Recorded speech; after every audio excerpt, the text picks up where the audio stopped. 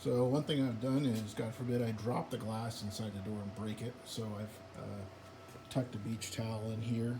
So if I drop the glass, it goes into the soft towel. Threw a flashlight in there, the LED one I was talking about, which is really nice. And now we're going to hook up the door latch. Speaking of doors, see how where the outside door latch, it looks like a little screw that's touching that tab. So if I push the button from the inside, it goes like this. Those are brand new, and that screw was not extended out far enough, so the first time I closed the door, I couldn't get it back open again. Luckily, the windows weren't in, and I could reach down inside the door, and with a screwdriver, push that out more from the top of the door, and then I got the door open. That would have been bad if I couldn't get to that.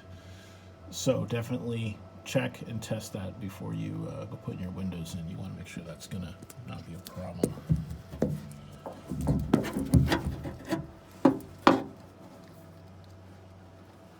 Let's see here.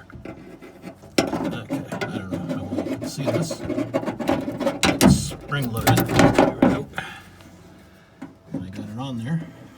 Let me try getting the flashlight in there.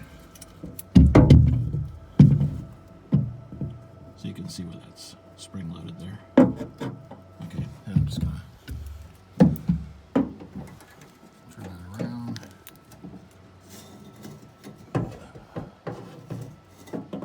And there we go, easy peasy.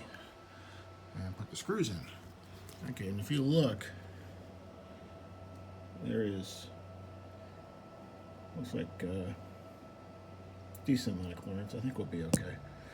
After I put the channels in, I'll know if it'll be a problem or not.